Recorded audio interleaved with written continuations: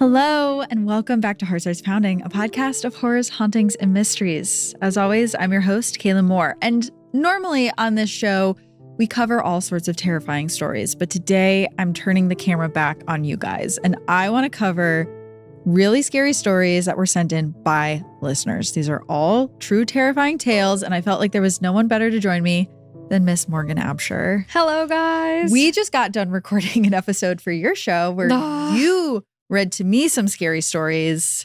Terrifying. And now we're doubling up with this one. I just don't think I'm going to be able to sleep tonight. There's no chance. There's absolutely no chance. I mean, you showed me some photos that are truly haunting. I'm going to have to sleep with the lights on.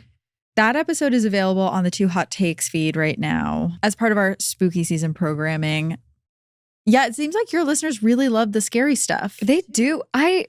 I'm so surprised because usually I'm like relationships and a lot of other drama, but like spooky season, we pop off. They love the spooky. People love a good, true, scary story. And I'm one of those people. I totally understand it. There's something about it that really like scratches at my brain. Yeah. Especially when you hear, I mean, the stories that we were talking to on yours, it's like people like something weird was happening in my house. And then I realized there was a whole graveyard in my backyard that I didn't even know about. I know. And I'm one of those people, I am a believer in this stuff. So like hearing real stories from like listeners, then you're like, oh no, this is definitely real. And you're kind of having your own experience in your own home. Yeah. With some sort of spirit. I know. It's just like, I had like a famous Hollywood actress die in my house. It was her house. And then like as I've been traveling, our cameras in our house have been like spotting someone and it'll track from the kitchen and like follow this like invisible thing down the hallway and then stop.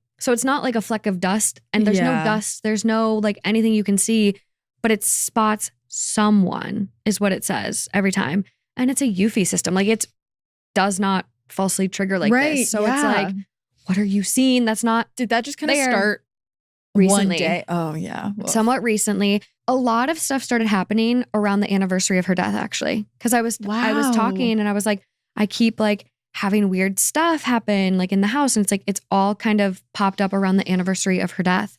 Interesting. I know. Maybe she's coming back. I think like she's trying to do something. She doesn't like when we're gone for sure. And this is all kind of, I believe it's the 20th anniversary of her death. Oh, really? I guess I didn't realize because she's like an old Hollywood actress and director. So it's interesting. But I guess, maybe she died just 20 years ago. Yeah, she died in 1995. Girl, that was 30 years ago. We're old. Okay, if you listen to Two Hot Takes, you know I'm really bad at math. Wait, oh my God, I was born in 94. What the hell, Morgan? You're like, well, I'm 21. So that means she died 20 years ago. I'm a 2005 baby now. Wow. Okay, so 30 years. Yeah. Do you think, I mean, we talked about it briefly in the episode that we just recorded for you, but do you think she maybe has unfinished business that she's trying to get across? I mean, she got really sick, so I could see her feeling a little unresolved. But also at the same time, like, she was how old when she passed? I guess she was only 77. Yeah, so maybe there is something. There could have been something. Crazy. Well, we're going to dive into our stories that we have today because these, similar to you, Morgan, are also people that had very spooky stuff happen to them. And a lot of them can't make sense of what is happening. So I want to start by reading a story that came from a listener named Amber. And it's just titled, What Whistled at Me in the Arizona Desert? Already know. For the past 9 days, I've been house sitting for my dad and stepmom in semi-rural southern Arizona. I say semi-rural because we're about 40 minutes from the city near Saguaro National Park. Not too far, but not too close either. I grew up in the area and only moved away a few years ago, where I now live with my husband in another state. My family is still here in Arizona, and I miss them deeply. So when my dad asked if I would watch their place while they took a month-long trip to Alaska, I jumped at the chance, as it meant that I could see my mom and my brother too. I agreed to cover the first 2 weeks, and then my brother would take over. Their place sits on a few acres just outside of town, the kind of property where the desert feels close. During the day, it's all sun and quiet heat, but at night, the darkness presses in from every side. They've got these 2 dogs, one who's basically a guard dog, plus 2 horses and a dozen chickens. The house is big, it's a little bit maze-like, and it's a patchwork of old rooms and new additions. There are more exterior doors than you would expect, hallways that dead end into small rooms, and spaces so deep and shadowy that the only light is from a single lamp or a small window. I've stayed here before, but never alone. The first few nights, I barely slept. Lucky, the guard dog, would erupt without warning. No. The sound tore me from my sleep, heart pounding, panic flooding my body before my brain could rationalize why. Then he would bolt through the dog door at the back of the house and be swallowed by the darkness outside. I would hear him tearing across the yard, his bark echoing off the barn and the garden walls. Before my dad left, he warned me that Lucky is sensitive to desert critters. Think javelina, coyotes, the occasional bobcat. So I told myself that it was nothing, and to be honest, night creatures are none of my business, especially since Lucky seemed to have it handled. But after a few nights of being startled awake, I started shutting the dog door and leaving the living room TV on low to give him something else to focus on. And for a while, it worked. But then came Friday night. I was in the back bedroom, getting ready to go to sleep, when both dogs suddenly snapped to attention. They shot to their feet, nails skittering across the tile, and bolted towards the back of the house. A second later, I heard it too. A person whistled. Short, sharp, deliberate. The kind of whistle you would use to get someone's attention. 2 or 3 rising notes, almost as if to say, "Hey, over here." It seemed to come from outside, right by the back patio where the dog door is. The dogs went wild, barking and racing into the night. I froze for a beat, and then slowly slunk out of the bed to grab my flashlight and scan the yard from the windows. The garden, the barn, the open stretch beyond the arena. Nothing to be seen. I called the dogs in, I shut the door, and told myself it was probably someone walking down the dirt road, or maybe in the wash behind the house. The next night, deciding to be extra careful, I walked the property, checked every lock and window, I shut the door, and made sure the place was secure. That gave me enough peace to finally relax a little. I was a few minutes into taking a shower and had a podcast playing quietly from my phone. And that's when Lucky went off again, loud, urgent barks from the attached bedroom. I called for him, trying to calm him down, but then I heard it. A man's voice. And not only that, it was a man's voice coming from somewhere inside the house. Nope. I couldn't make out words, just the sound of someone calling out across rooms, muffled by the walls and the noise of the shower. But it was deep, human, and clear enough that my body reacted before my brain could. Like some primal part of me just knew. Fear settled on top of me like a heavy blanket, and my brain landed on one crystal clear thought. There's a man inside the house. Lucky kept barking as I quietly stepped out of the shower, leaving it running as I didn't want this person to know that I had heard them. I wrapped myself in a towel and grabbed my flashlight and phone. Only a few lights were on, so most of the house was dark. I crept towards where Lucky was, looking around as I went. Nothing in the kitchen, nothing in the living room, everything exactly as I left it. Lucky, though, was planted at the back patio door, staring at the dog door like he was waiting for something to come through it. Or maybe to be let out. Phone in hand, I was seconds from calling 911, or honestly my mom, but there was nothing obvious. There were no open doors or windows, nothing out of place, no sign anyone had been there at all, except for a freaked out dog and the sinking certainty that despite the evidence, I hadn't been alone. Yet in the back of my mind, I had a ridiculous thought. If the police come, I'll have to walk across the property in the dark to unlock the front gate in a towel with one shaved leg and a pink polka dot shower cap on my head. Making noise, turning on lights, any of that suddenly felt wrong. It felt like it could draw something towards me. So I just stood there frozen. My ears were straining for any signs in the now silent night. I couldn't bring myself to check the far hallways or the closed off bedrooms or the narrow stairs to the small second floor. Instead, I simply locked the bedroom door, pulled the dogs inside, and stayed put until morning. The next night, I gave up and stayed at my mom's. When I started telling my brother what happened, he cut me off before I even got to the details. He said that months ago, when he was alone in the house, he had heard a strange whistle inside too. The same kind of whistle that I had heard. He told me the place had always felt spooky to him too. Later, I spoke with my dad and stepmom, and they checked the cameras around the property. Nothing showed up either night. That's when my stepmom admitted that she's heard a person whistling there before too, but had always brushed it off as an echo or maybe a distant neighbor. There was someone or something in the house with me that night. I know it as confidently as I know my own name. And even now, sitting in the airport waiting to catch my flight home, I still can't seem to shake it.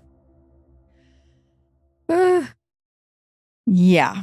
Yeah, no, that's I don't know if that's a person or a ghost. It feels like too clear to be a ghost. Well, it kind of reminded me of someone like the Golden State Killer or someone who scopes out the house, knows that there's a victim inside that they want to attack, but they're afraid of dogs. So maybe they were trying to lure the dog out so that they wouldn't be there. That to me is a really scary thought.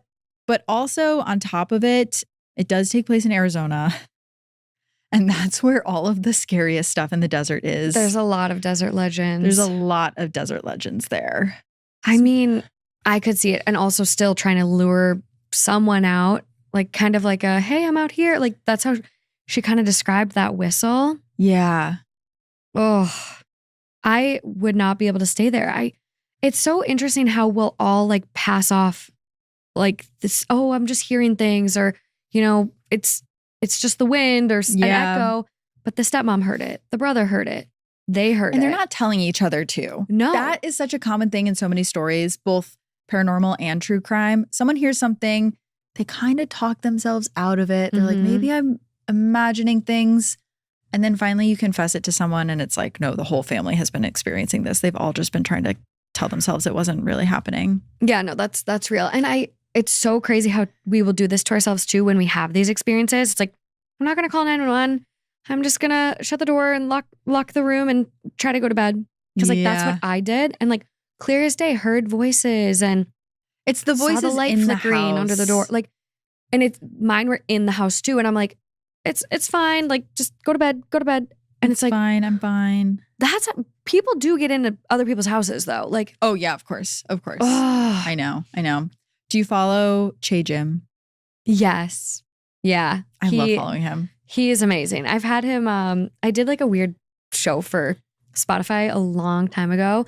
It was like down the rabbit hole and we'd evaluate like all like these mysteries and stuff like that and kind of talk to him about some things. And like, you like cannot say like their actual name. You have to like use other ways to describe it. But like flush pedestrians are like such a big thing. Well, I was going to say, because they whistle, don't they? DNA and lives in Arizona. Yeah. And is always talking about the stuff they hear on the reservation over there. And a lot of it's the whistling. It's whistling. It's making sounds that sound human, that maybe sound like someone you know. And it tempts you to go outside and check it out. It's a lot of animals showing up at your door, looking like a deer, but not quite like a deer. Like something's wrong with it. What? And it's trying to get you to come outside and you just have to close the doors and the windows and be like, none of my business. I'm staying in tonight.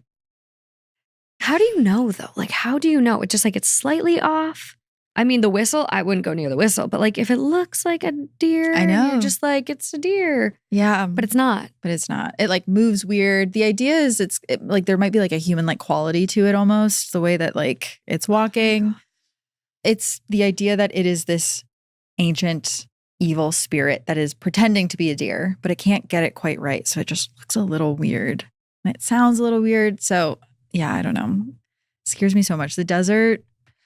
We talk a lot about the woods on Heart Starts Pounding and a lot about like Appalachia, but the desert is also, there's so many scary stories. And there's something about the desert, like the vastness and just like how it's like so empty, but yet feels so scary. And like it's pitch black and just like, oh yeah. Mm-hmm. I'm really scared of the dark.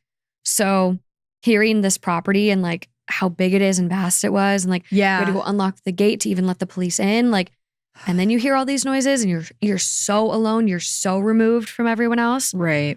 Oh. Yeah, if anything happens, you don't even want to call the police because you know it's probably going to take them forever to get there, and then you have to go all the way to the gate. If it was someone on the property, if it was really a man, you don't want to have to like run all the way to the gate. You're just by yourself. No, it's horrible. I'd lose my mind. Yeah. Me too. Amber, I'm glad you made it to the airport and you're okay. Yeah, seriously. Ugh. Do you want to read your next one? Yeah. Okay, this one. Why I don't go into the woods alone. Hi there, my name is Finn. I'm 20 years old and I love the podcast. Really helps to get through long days. I'm going to get right into it. The story happened when I was 14, growing up in Cork City, Ireland. It was around July 2019, so not very long ago. I lived in a suburban area right by a large forest. With its natural beauty and its historical value, it was deemed a protected area in 2013. I grew up right by it. I spent the majority of my childhood running around with my siblings in its vast wilderness. We'd roast marshmallows, climb trees, play hide and seek, and do all the usual things you'd do as a kid playing in the forest. On the day of this event, I was in the woods alone walking our dog. Her name was Luna, and she wasn't exactly what one would call a big dog, so she was never threatening anyone. All bark, no bite. I've walked my dog through the woods before, but never really alone. I was always with my brother, but today he was away at a friend's house, and I was left to venture into the woods alone. The way the woods were laid out was like this. A long stone path led you down a road that took you to a crossroad that split into 3 individual paths. One was the entrance into the woods. The other 2 were separate paths that went to either the main road or a different neighborhood. As I walked down the road to the entrance, I noticed something very strange. There was a massive lack of people. Normally, this forest is very crowded, as it's a very popular spot for hiking, cycling, walking dogs, etc. But there was absolutely no one here. It wasn't early. It was around 3 p.m., and it was the height of summer. The place should have been crowded, but instead, all I could focus on was the almost disturbing silence of it all. Despite the lack of a usual crowd, I just thought it was a quiet day and kept walking. But then I reached the bottom of the road towards the entrance to the woods, and a man came out from the second path that led to the main road. He was older, at least 60, and was wearing a burgundy sweater and blue jeans, not what you would expect on the trail, and it gave off weird vibes. He was behind me when he came up from his route and stopped as I was about to start mine. He said quite loudly, "Hello." "Hello," I said back to him, because I was always told to say hello to people if they greet you. I turned around to continue my walk when he spoke again in the same, almost demanding tone. "Are you walking your dog?" I said yes, because why would I lie about it? He seemed like a nice guy, right? That thought immediately changed as I heard the next question come out of his mouth. He just stood there for a minute, staring at me. In a quieter, deeper voice, he said, "Are you alone?" I got a really bad feeling in my stomach. I knew I could not let this man know I was a minor alone in the desolate woods. "Oh no," I responded in my best "this is fine" voice. "I'm in a group. There are a couple of us ahead of me and a couple of us behind me." I thought he'd back off once he knew that I was in a group that was at the main exit and at the path deeper in the woods. I was wrong. He stood there for another maybe 10 seconds, staring at me, but it felt like an eternity. I just wanted to get out. Suddenly, in an even quieter, almost flirtatious voice, he said, "Are you lying to me? Other boys like you lied to me before." My heart sank deeper into my chest. What other boys? This guy was definitely a creep, and I needed to get out of this situation now. Instead of answering, I opened my phone and lied, saying I got a text from the group ahead of me asking where I was. "I have to go. My friends need me," I said shakily. The old man just glared at me and then winks and walks away. I foolishly just kept walking. I just wanted to get away, and I saw that he was walking in the opposite direction. I didn't go very far deep. The woods went from a calm walk to a threatening cage that trapped me with a predator. I turned back and walked back to the road once I thought that enough time had passed and the man was gone. I slowly walked back up to the exit of the woods, and I looked up from my path, and what I saw, I don't think I'll ever forget. I saw the same creepy man who talked to me earlier, crouching down, hidden behind a bunch of bushes, and I knew it was him. I recognized the same burgundy sweater. He looked like he was waiting for me. Like he knew I'd walk back up the path, and when I did, there would be no one around to stop him from grabbing me. These thoughts were confirmed when I turned to my right and I saw taped onto a gate a note that read, quote, "When I first saw you, I couldn't believe my eyes. You are perfect, innocent, and untouched. You are perfect for me because of your innocence. Only I deserve you, and only I will be with you." This was terrifying. Without hesitation, I grabbed the note and ran out the third path. I ran and I ran as fast as I could, and from the back of the other path where the man was hiding, I heard, "Hey, get back here now." I was fast, luckily, and he was old. I've never ran faster in my entire life, and I finally made it out of there, out of those woods, and away from the man who would have done who knows what to me. Without thinking twice, I reported it to the police, but here's the sad part. They never took it seriously. I don't know if they thought I was joking or if they thought I was being overdramatic, even though I showed them the note. I think they also didn't take it seriously because, unfortunately, men who are victims of these kinds of things sometimes get ignored. Well, actually, almost all victims of these kinds of things get ignored. I unfortunately had to drop the case too, as there was no evidence to prove any of the suspects guilty. But there is something I only realized the other day. The woods were a protected area, meaning there might be CCTV recording everything that happened in the woods. But this pervert was smart, and he stopped me and tried to grab me outside the entrance to the woods, where the cameras weren't. He tried to grab me where the road to the entrance was, not the woods itself. Luckily, I never saw this man again.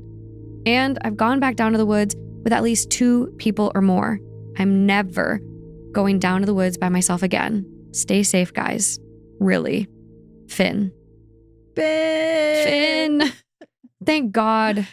Thank God you're okay, Finn. Thank God Finn's okay, but that guy's still out there. The little boys before. Yeah. No, other little boys have lied to me. There's other people out there that have not been so lucky.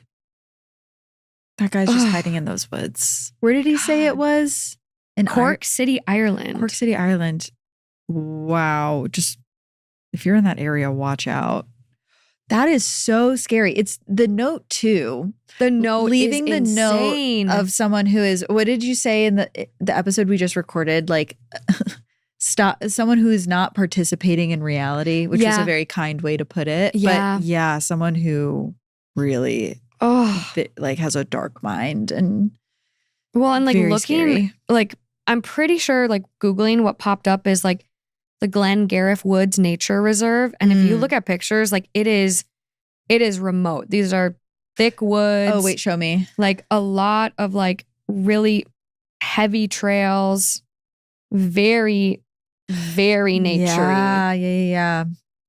And if you're the only one out there, ooh, yeah. I mean, look at this path. Like there's so... It's dense. And if it's a protected place, like how big is it? How many miles? How many acres? Like, would anyone hear you? Right.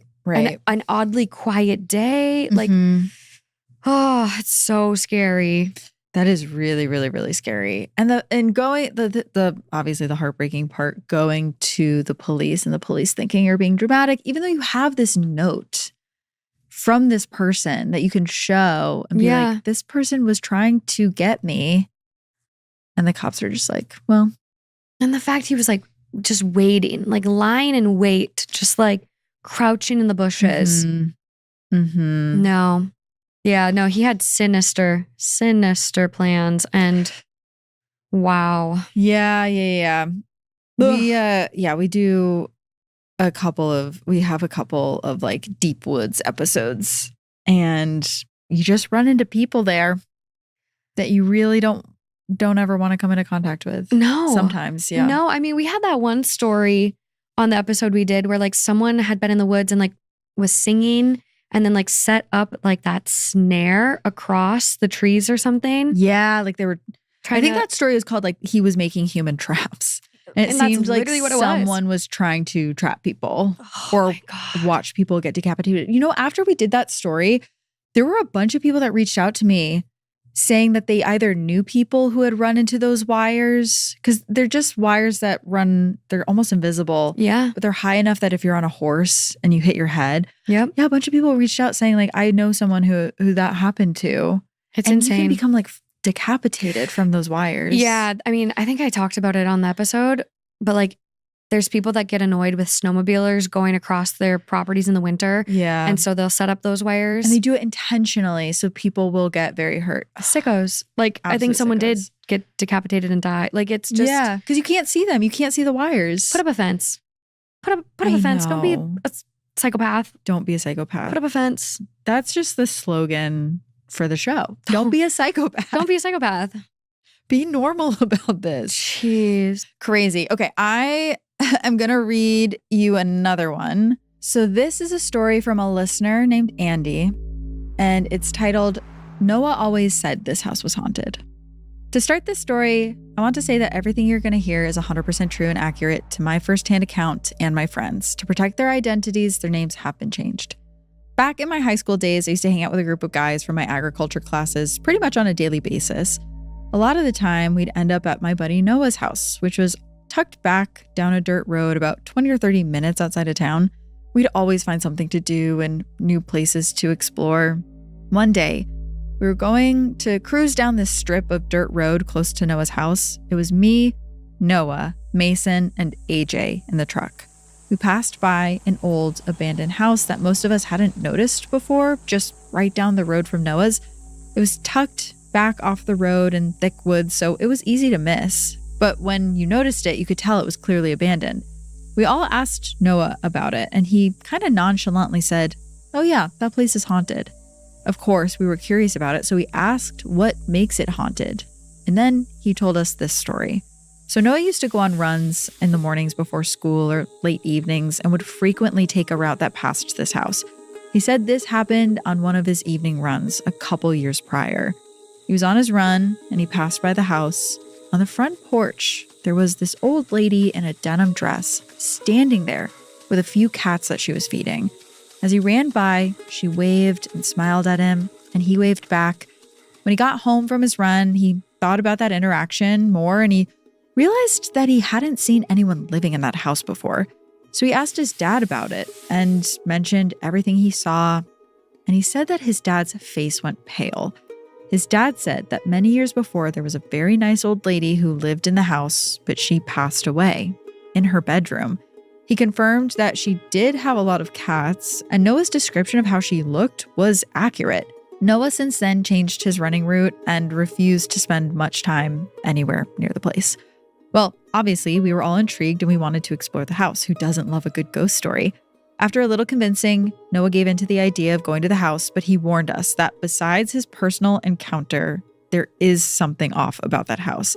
He mentioned animals like squirrels and birds seemed to not even go near it. We pulled up to the house and we parked the truck next to an old broken down chicken house in the woods, to the left of it, about 100 yards away. We got out and we started walking towards it. And as we get closer, Noah's warning started to actually make sense. I took note that I didn't hear any birds chirping. I didn't see any animals like you would normally see in the area, and the air seemed still. We got to the house, and for this next part of the story, it's important that you know the layout. So you walk in the front door and you're in the living room. Most of the floor is gone, and it's mainly dirt where the floor once was. Immediately to the left as you walk in is a room that we later determined to be her bedroom. Straight back through the living room is the kitchen with a room on both sides of it. Both of these rooms were hard to tell what they used to be as the roof was starting to cave in on them. In the kitchen, we found old trash and a calendar on the wall that was still dated August of 2001. There were a lot of remnants of someone living there years ago, including an old wood-burning stove in the living room. Up until this point, not much had happened, besides obviously there not being animals around the house. So we kept exploring, and that's when I entered the bedroom and found a pretty chilling discovery.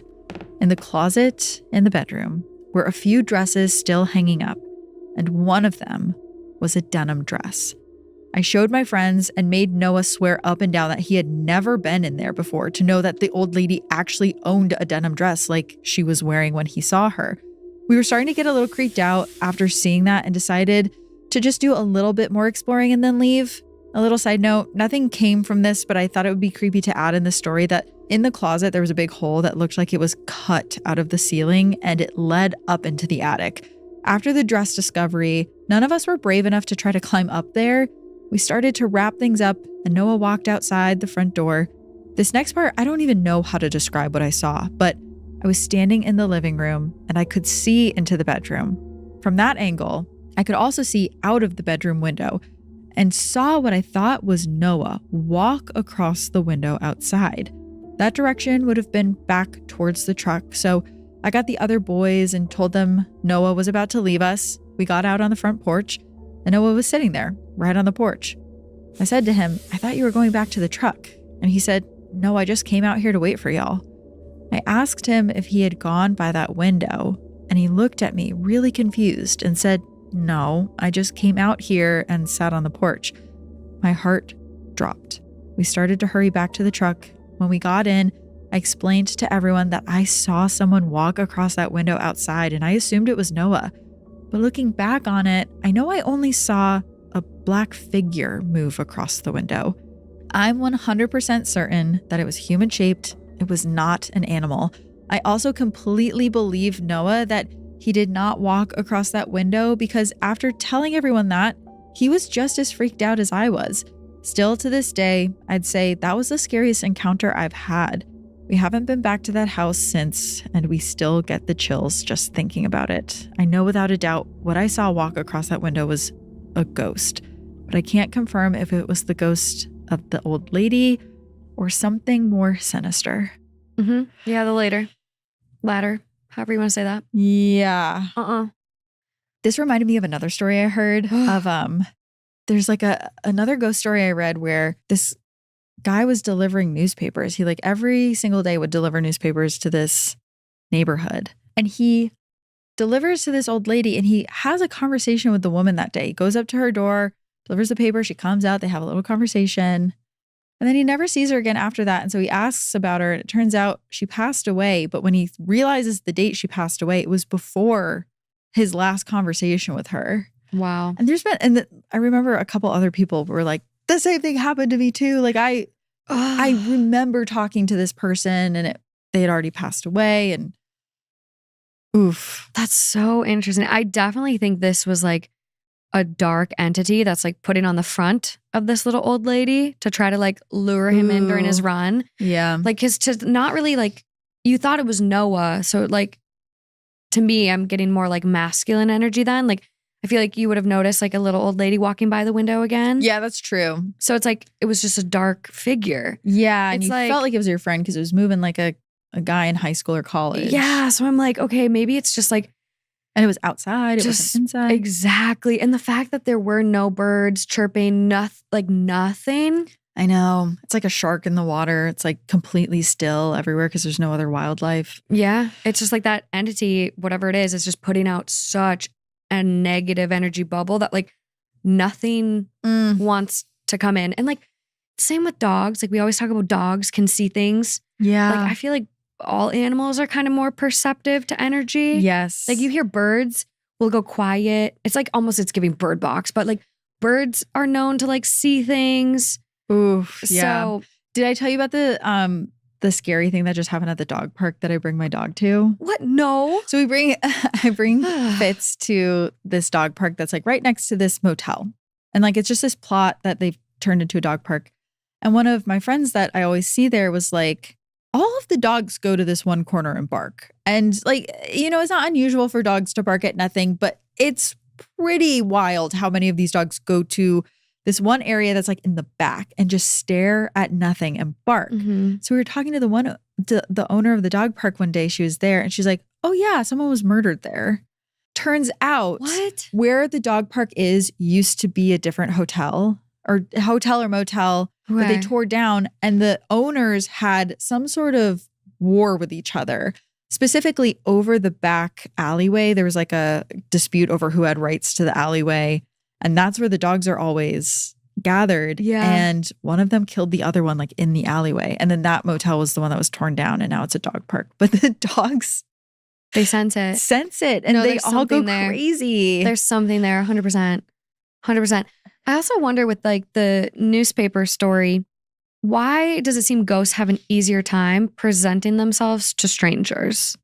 Like, I'm always curious about that, where it's like a lot of people are like, I wish I would see my family member that's still hanging out. But like, it's always like these strangers, or like, some of the stories we read, it's like this person working in the funeral home, or, this person that moves into this house. Who see the full apparition. Mm-hmm. That's a good question. I don't know. I have a conversation. Yeah. Or like she like full on waved at him. Yeah. Or like the woman talking to the guy just delivering the paper. Exactly. Like, what was their conversation? It was normal enough, I guess, that he didn't think anything of it. No. Ooh, but yeah, I don't know. It's very spooky. I've never seen a full apparition. I'm curious if anyone listening has. Oh my gosh. That's like a whole other level of ghostly encounter. That's a lot of energy. That is really intense. Maybe it's like you were saying, Morgan. Maybe there's something more sinister in the house. I know. That's what it's giving. All right. So the next story we have you brought to me. So this is from one of your listeners. This is from one of my listeners. So this listener is actually like a paranormal investigator. I absolutely know this listener is real. I have like their first, last name, their email, their picture, and like I actually know where they work. And so they're actually having more experiences now at like the museum they work at, but like have to keep them anonymous. Whoa. But oh my gosh. Okay. This story, I believe it wholeheartedly, and it has rocked me to the core. I read it for the first time 4 years ago. I got it June 18th, 2021. Wow. And so this story has like really stuck with me. So, okay. Without further ado, to start, I think it is relevant that I provide a little background information. My name is Jake, 28 male, and I've been studying the occult and paranormal for the better of 13 years and almost 10 semi-professionally. I have personally investigated over 150 alleged hauntings and have been a part of 3 teams. I've been able to meet many interesting people doing this. I was even able to meet and have a very personal conversation with Lorraine Warren, the person whose case files the Conjuring movies are based off of. Despite all the recent criticism from the paranormal community, she was a wonderful woman to meet. Why is this important? I don't mean to sound arrogant, it serves a purpose. Most of my research is mundane and boring. Many things that appear to be supernatural can usually be explained away. Sometimes complex, however, usually mundane and normal scientific means can explain them. I try to stay skeptical and look for sound reasons in everything, even when there is none. In my 10 plus years of research, I've only had a handful of things ever baffle me, and of those experiences, none of them shook me to my core more than this one. In the summer of 2012, around a family get-together, my uncle had mentioned that he had previously purchased a property that his workers have reported weird happenings. My uncle is a businessman that makes his money by buying foreclosed or derelict commercial properties in and around the Chicagoland area, and essentially flipping them by turning them back into either functional businesses or renovated commercial buildings. As it is common knowledge amongst my family that I am heavily invested in paranormal research, he brought the complaints to me mostly in jest at the time. After some prodding and convincing, I was able to have his ear long enough to have him agree that me and my team would be allowed to set up an investigation. He seemed to think little of the stories that his employees were telling him. I took them differently, as many of them sounded like the employees were genuinely terrified. One of the reasons I became a paranormal researcher was to help debunk fears when someone had nowhere to turn to. My uncle was mostly a shrewd man when it came to money, so I offered my services free of charge in hopes that I may be able to bring some closure or peace to the employees. After a month, my team and I were Chicago-bound with all of our equipment. I had with me my best friend Derek, 21 male at the time, my other friend Eric, 22 male at the time. Between us, we had several cameras, sensors, and various instruments of the trade. When we arrived, it was clear that renovations were in full swing and mostly complete. The building was a large 3-story and housed a hotel with a full restaurant and ballroom. Despite my uncle's wealth, my immediate family was lower middle class, and it was very obvious to all of us in our band tees and rusty Astro van that we were gravely underdressed. We made our way inside to the front desk, weaving in between the hustle and bustle of what was happening around us. We were met by a receptionist, and he asked what we needed and asked if we were lost, obviously alluding to our shabby college appearances. We tried our best, lol. I explained that our uncle had told us that he was going to allow us to set up for the night and do a lockdown-style investigation. The receptionist seemed confused by this information, stating that he did not doubt that my uncle gave us permission, but that it would be difficult to achieve as they would be having guests there that night, and they had recently opened for business. At this point, I was feeling quite disappointed, and he saw that on my face. He excused himself and stated that he would talk to his manager and, if needed, contact my uncle to sort it out. After a few moments, he comes back. He says that there was a slight misunderstanding with the schedule and says that regardless, we can have a room and stay the night as long as we would like, and that we are free to set up and investigate, as long as it did not interfere with other guests. Another nice-looking man walks up as our talk with the receptionist ends, and he says that he will provide a tour of the place so that we can become acquainted with the layout. He took us through the lobby, into the packed restaurant, and showed us the kitchen that was in a full production of Dinner Fury. After that, he showed us to the ballroom that was empty and closed for further renovation. However, showed us around backstage in case we wished to investigate there. Finally, we were shown around the corridors and rooms. After the tour, we returned to our van to retrieve our equipment. We were overly excited to be staying in such a nice place, and I called my uncle to thank him and explain the schedule mix-up. When I asked him why he had us investigating in the full swing of a business day, he responded with confusion. He asked us to verify the address as we began to unpack our things. He explained that we must be in the wrong place since he had only just begun renovations and the building was supposed to be empty. As he said that, a shiver ran down my spine.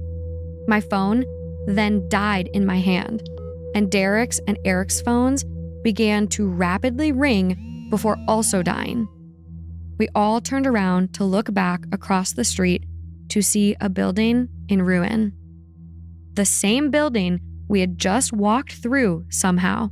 We checked the chained door and boarded up windows and even tried to retrace our steps on our tour, and parts of the building that we were supposedly just in were even completely missing. At this point, we were beyond scared, but tried to talk through it rationally as we climbed back into our van. We had nothing. We couldn't have all hallucinated the same with the exact same details, even recalling such details among each other down to the color of the napkins the dining people were using. We debated staying, but as we were deciding, we all checked our equipment and all of the batteries, backup batteries, and backup batteries were completely drained. At this point, we were really terrified and just wanted to leave. Luckily, our van started and we pulled away quickly, not once looking back. To this day, this is the only investigation I have ever abandoned and hope that someday I get to return to finish. Since 2012, the building has been restored to its original hotel-restaurant combo. My uncle asked me to be vague about business details as he still owns and operates this property and has let me know that many guests and employees continue to see people walk into dead ends and then vanish and have other ghostly encounters. As stated before, most investigations turn out to be mundane or debunked. Hauntings are never like the movies. But in this circumstance, we were completely floored and it made me a believer for life.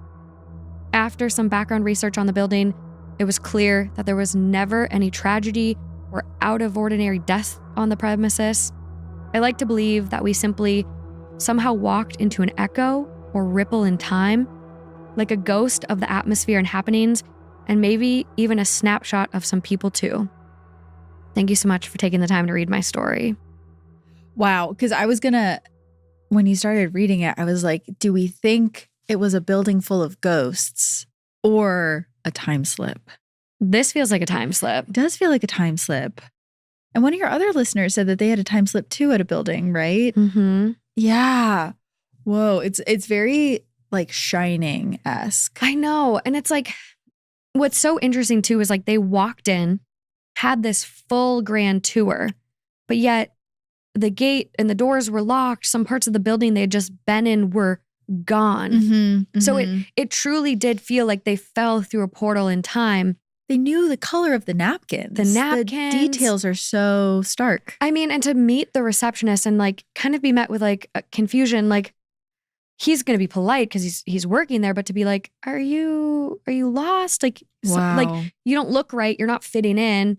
But yet to then be met with such like, okay, well, yeah, you can investigate as long as you don't disturb any other guests. And it's like, was that a paranormal realm or like what? So was that? Other people had been working on this building and were scared of it. Mm-hmm. But did he get any more information on what they had been experiencing? Didn't clarify. Okay. Didn't clarify. I'd Just be super freaked out. So curious what they were seeing also. I know. I just emailed him last night because I'm like, do you have any other stories for me? Because he said in another email, like, I have another story and I've got pretty convincing video evidence to corroborate it.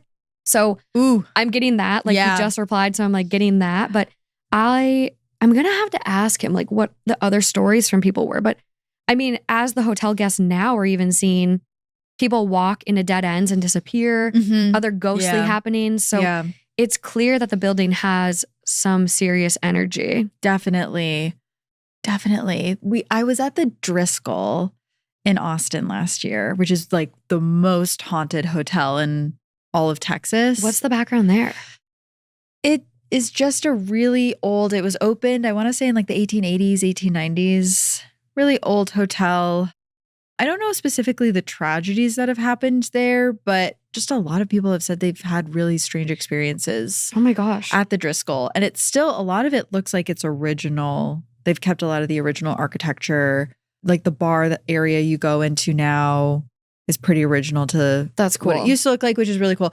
But when I was there, just drinking at the bar, there's like a elevator right next to it, and it just opened. There was no one there, but it opened. And I got this calling to like go into it. So I was just sitting there with my drink. I like get up, I go in the elevator, and it like you can't press the buttons because it's a hotel. If you don't have a key, you can't go up to the rooms. So I like press a button. I'm like, oh, it's not working. And as I start going out, the door just closes and it starts going up. And so I'm like, oh, someone must called have it. called it. This is going to be so awkward. I'm going to have to be like, can you help me get back down? No, it takes me to a ballroom on the first floor. It takes me up one floor, opens. There's no one there. It's completely empty in this entire ballroom. Did you get out? I was able to kind of walk back down, and then I mean, whatever, I shouldn't have been there. But a security guard was like, what are you doing up here? I was like, I don't know. The elevator took me here. He's like, yeah, that happens sometimes. Like, do you think it's a glitch with the elevator? He's like, I don't know. A lot of weird stuff happens here. And then he wouldn't say anything else. But I'm like, what have you seen? I know. Have you ever like looked into like Driscoll Hotel Ballroom? Like, were there any like anything else? Not that I could find, but it does feel like the place you would time slip because it feels like there's the portraits on the walls of the people of old Austin politics. And it looks when you're in there like you're in the 1800s. Wait, I think I've been in this hotel. Probably. If you In went downtown Austin? Yeah, if you went to South by or... I did a live show. Did you do a live show in the hotel that you don't No, remember? I wish. I'm like, wait, because now that you're saying like old portraits, yeah, I've been in this hotel. I had breakfast here. It's beautiful. It's beautiful. But like you do just like, it feels like, especially when you go into some of like the lounges with the art, it feels like you're just in the time. Yes. Like there's oil paintings, and like there was an oil painting of like the first telephone call in Texas. Yeah. And like it gives such old vibes. I'm like, wait a minute. I've been here. I just looked it up, and on Reddit, someone goes, the Driscoll is indeed haunted, and something will torment you no matter which room you stay in if you taunt the ghosts there. Me and a friend stayed there a few years back, and after a night of drinking, we went ghost hunting on the 5th floor, giggling the entire time, not taking it seriously. Then we had separate experiences. First was hers. Scratching sounds woke her up one night, and she thought I was just making them. But when she looked over at my bed, I was completely still. I wasn't moving. It scared her and it took her a while to get back to sleep. And then a few days later, I was taking a nap alone in the room and I woke up hearing sheets of paper falling over and over. Totally freaked me out. So yeah, don't taunt the ghosts there. They will taunt you back. Ooh, so I feel like and that's maybe karma. Like if I stay there now because I was kind of messing around with the elevator. I would want to get back in it though. I would want to like, the problem with a time slip that would scare me is if you slip through time and can't get back.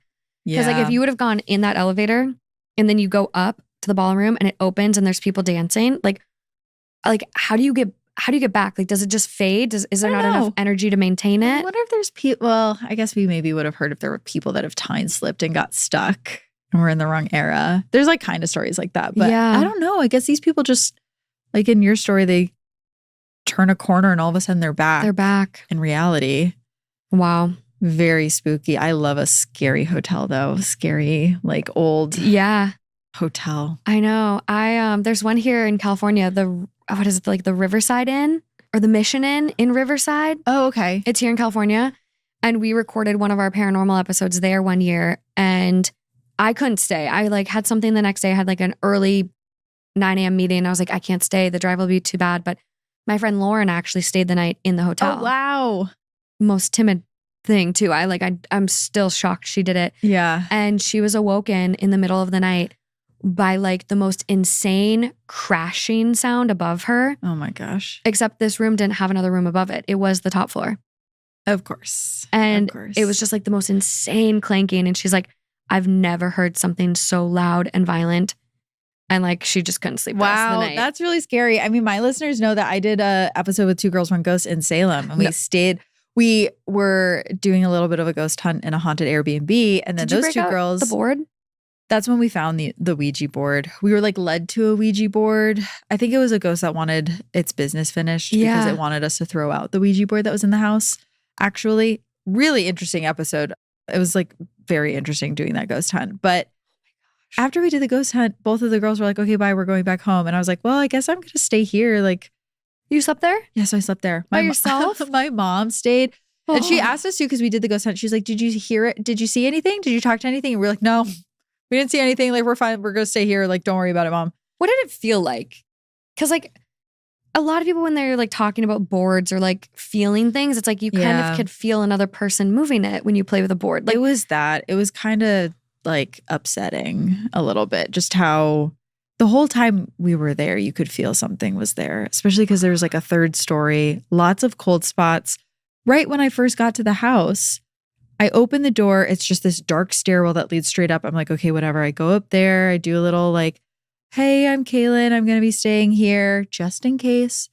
Come back down, close the door. And then Sabrina and Corinne from 2 Girls, 1 Ghost show up. And I'm like, oh, let me show you like the really scary part of the house, the 3rd floor. We get there. The door's open again.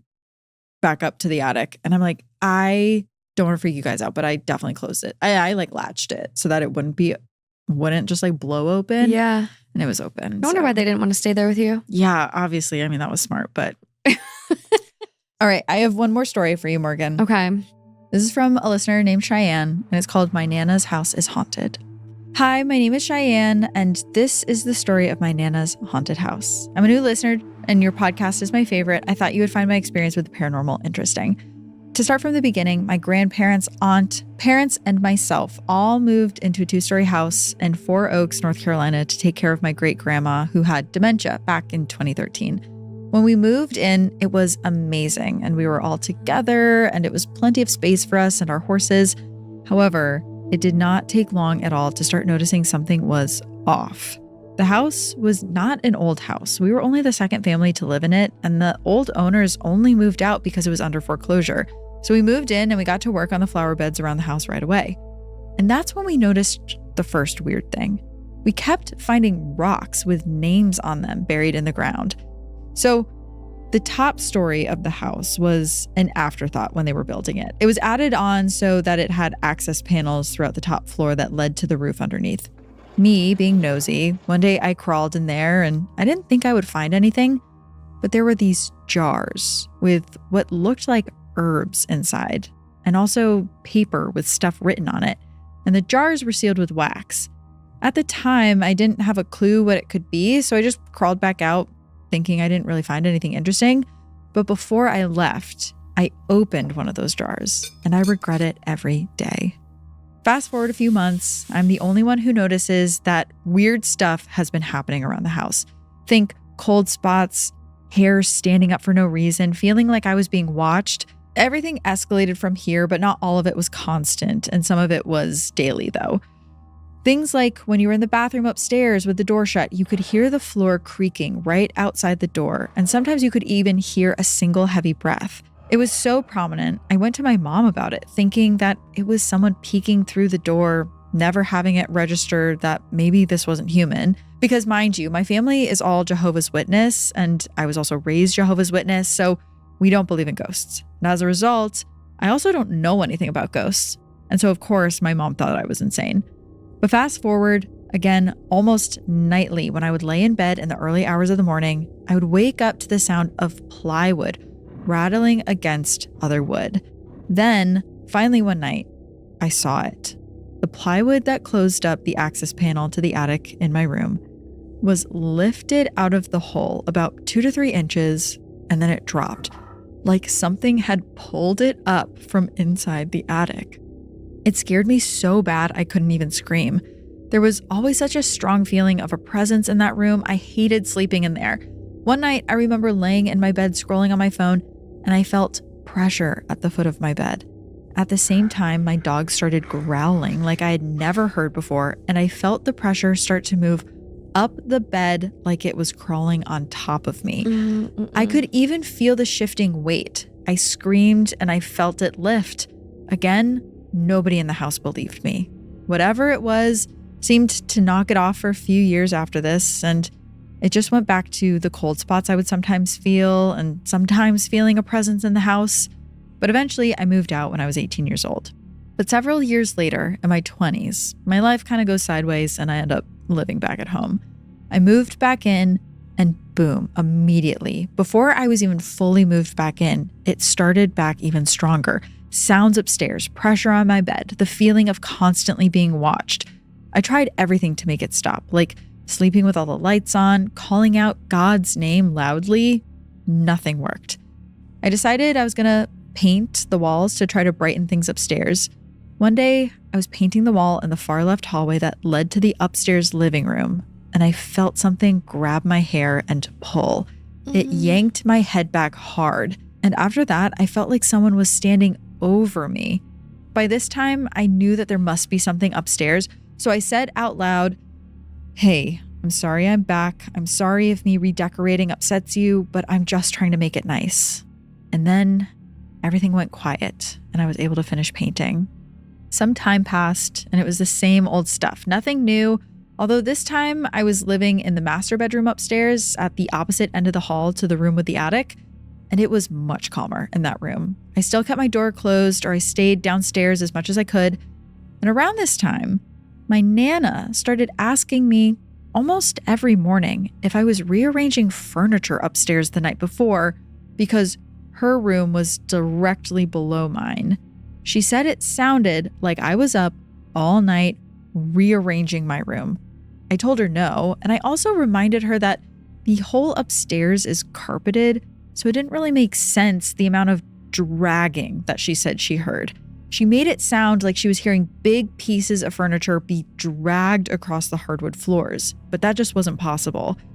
Fast forward again, my then boyfriend and now husband started staying with me upstairs from time to time, and at that point things kicked into overdrive. We started seeing full body apparitions in the hallway at night periodically. I remember one night he woke up out of nowhere and let out a scream so strange, like it took every bit of his strength and courage to make that sound. And it woke me up, and I asked him what was wrong, and he said it was right there watching us. Apparently there was an apparition standing over us on his side of the bed. He said it was tall, skinny, jet black, and it vanished just after he opened his eyes and screamed. The next morning, we both had unexplainable, deep, dark bruises. I also had the same experience of seeing it standing over us, but at the foot of the bed. However, I couldn't scream. I was paralyzed and I opened my mouth, but no sound would come out. This all came accompanied with random whispering that I couldn't understand, waking up with red marks, scratches, and bruises regularly. It wasn't long after this that I finally moved out. I do, however, still visit my Nana, but I don't dare go upstairs. She still says that she hears the moving furniture upstairs at night. My grandparents and my aunt still live there to this day, but they haven't experienced anything but the sound of moving furniture. I guess the lesson here is that if you ever find a jar with a wax seal around it, leave it be. Don't open it. Thanks for listening to my biggest life lesson. Oh my God, I've full-blown chills. So one thing I looked up afterwards after reading this story was the jars. What could have been in there? The jars and the rocks in the garden. Yeah. And so what people were saying is that sometimes they'll do that for protection. They'll leave rocks with their names on it in the garden for protection. And so I wondered if the jars upstairs were also for protection, like the people who lived in the house before had been experiencing something. And then she broke it. And maybe left some protection spells. And then this girl then Cheyenne opened the jar, broke it, whatever, and then just kind of allowed something in. I mean, it's almost like making like a salt circle or like whatever people do. Like they put salt across their doorways to block spirits from coming in. And it's almost like if the jars were creating some sort of like seal. And then you opened it and like broke the seal. I mean, it makes sense. Rocks is really interesting. Yeah. The rocks. I mean, I did see a post that someone made where they had found rocks with like runes drawn on them. They were like, what could this possibly be? And that's when people were like, oh, sometimes people do rocks for protection. Yeah. So not first names, but more like runes. But even still, like that could have been what they were doing in the garden. I know. One thing I've been really curious about is like paganism and like getting more into that and just being like, well, I'm just curious what it is. Not that I necessarily want to practice, but like just all the folklore behind it, because like there's so much that descends from that. Yeah. There's a lot of branches of it too. There is. There's a lot of different types, and you can go. I have a friend who goes on Etsy and orders spells. Oh my god! From like Etsy witches. What? Okay, the Etsy witches have been like on one lately. I know. I keep seeing them in the news. I saw a girl who got married and she's like, it was supposed to rain on my wedding day and it was raining all morning, so I got on Etsy and I got 2 witches and then it stopped. Listen, Becca Bloom, she's like, oh, it was Becca Bloom. Becca Bloom had Etsy witches prevent the rain at her wedding. Yeah, because I did see when I was reading about the wedding, people were like, and the sky opened up for Becca Bloom on her wedding. Etsy witches. I didn't realize it was Etsy witches too. No, my friend does protection spells and money spells and job hunt spells. Does it work? She having any luck? Yeah, she had I want to say she had someone cast like a moving spell because she's trying to move out of her situation. And her dad's best friend was like, oh, I'm leaving the country. I'm going to keep my apartment in LA if you want to just live there rent free for a little while. And I'm like, maybe I got to get on Etsy and see what some of these witches are up I'm like, to. I'm trying to get good weather on my wedding day. Like, oh yeah. September. You need to look into Becca, whoever she hired on Etsy. Send her a message. Some of them are like $8 too. It's like not that expensive to get a good spell. Oh my gosh. If anyone has a preferred Etsy witch, or if anyone has, reached out to an Etsy witch and gotten a spell cast, I'm so curious by this as well. Wow. I haven't messed with it because I don't want to like accidentally tip the balance of something in my life. That's my fear. Like, oh, you get this great blessing, but it comes with a price. Yeah, you have to sacrifice. All your hair is going to fall out or something. I don't know. I know. The more simpler one for good weather on your wedding day is burying a hot dog the night before. Or a wiener. Have you seen that one going around? No. Yeah, apparently if you bury a sausage, I don't know if it has to be a hot dog or a sausage or what, but if you bury it the night before, apparently it works. I'm going to ask my husband if he did that because on our wedding, it was really gross. We got married December 16th in Texas. So not snowing, but like kind of gross, rainy, cold weather. It was 65 degrees and sunny on our wedding day. He definitely buried. It was the only day buried a sausage in like 2 weeks. So I wonder if he buried a sausage and didn't tell me. Matt, did you happen to put a hot dog in the ground? Did you learn a spell from an Etsy witch to do it? Can you imagine? I could see him like just wanting to give you a good day. Etsy witch guy on the planet. I don't know. He could surprise you. He would do that for me. Exactly. Yeah. If he, I could see it. For you, I could see it. Do you think Justin would do that for you? Oh, yeah. Yeah. And just try anything to. Oh, yeah.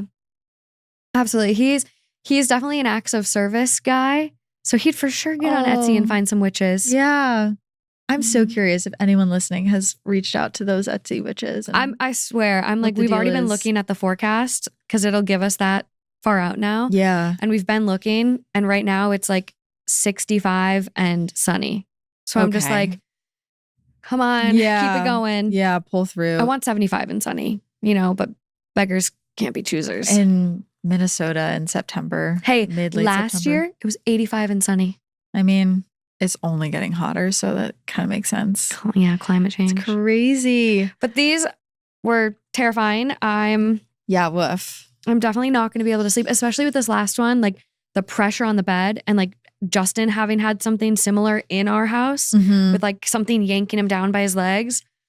And also saw something. And yeah, he saw like a dark like figure. He said it was like demonic looking. He can't really describe it. And he's never had a sleep paralysis thing. And he remembers like sitting up and seeing it. Yeah, So- you're not, if you remember moving, it wasn't sleep paralysis. I know. Because sleep paralysis, you're like locked in. You're locked in. And with Locked and this loaded. one- When I wake up and I hear Walter, my sleep paralysis demon, come in the room, I'm not moving. What does he look like? He's like one of those things I can't see because I can't move, but I can feel his kind of like ancient eternal energy enter the room. And usually he'll crawl into bed with me. Are we I won't sure be able that's to not the monkey? No, this was before I got Gordy. This has been Okay. happening since college is when I had my first sleep paralysis episode. But yeah, I'll feel the comforter kind of move, like someone's getting into bed with me, but I can't turn and I can't see him. And he'll either like breathe in my face or like wrap his arms around me and squeeze until all the air is out of my lungs. And then do you get out of it? And then, so now what I do is I'm really good at so bad. counting, because I had heard that sleep paralysis episodes only last 4 seconds, which is absolutely false because I can count in my mind. And I know I've gotten to at least 20 before, but I just start counting and breathing. And I know that the more I try to relax, the less intense it gets. And then I can kind of get out of it. But That doesn't sound like sleep paralysis. It sounds like you got some guy with you. I know, especially because like other people, a lot of people experience the same thing with sleep paralysis. So I'm like, who's visiting all of us? Have you ever had like your energy read? Like I have a friend who is working with like a medium because she felt like she had like another like entity with her. And like from the time she was Ooh. little, like her cousin was babysitting her and like went to check on her in the room and saw like a figure hovering above her. And so she always has felt like she'd had like this dark male entity like attached to her. Wow. Did she get her energy read? She And find has, and something she was out? like, she was working with this medium or psychic to like be able to put more of a block between her and this energy. And I feel like she's definitely good now. And Ooh, I haven't heard anything about it since. that's interesting. I wonder if it's like blissful ignorance versus if I knew something was there, if I would be freaked out. Yeah. I got one of those aura photos done though, where like the photos I can read your aura, and the energy was pretty good. So Okay. there wasn't like I You're didn't safe. take the photo and see like the hat man behind me. So I think Walter's I'm just okay. coming and going. Yeah, Walter. Yeah, he wasn't there in the photo. So I Keeping think things I'm okay. interesting for you. Thank you so much for joining me on this one. Thanks for having I'm me. excited for us to both go to our respective homes and have to decompress with some sort of show or something I to know. kind of like not freak us out so much so we can sleep tonight. I know, But seriously. especially- I gotta go watch like a Care Bears or something. I know, just something just something- like we got happy. more K-pop Demon Hunters. I'm gonna go rewatch that when I get That home. one. To Mhm. help me calm down. Exactly. All right, that's all I have for this episode of Heart Starts Pounding. Thank you so much for joining me. This is really kind of the conclusion of our spooky season programming. Gosh. Join us next week where we're going to be diving into a very scary urban legend in New York and the true story behind it, because it's a lot worse than the urban legend says it was. What? All right, we're getting into Cropsy. So we will see you then. Bye, guys. Bye. Heart Starts Pounding is written and produced by me, Kaelyn Moore. Heart Starts Pounding is also produced by Matt Brown. Our associate producer is Juno Hobbs. Sound design and mix by Peachtree Sound. Special thanks to Travis Dunlap, Grayson Jernigan, the team at WME, and Ben Jaffe. Have a heart-pounding story or a case request? Check out heartstartspounding.com.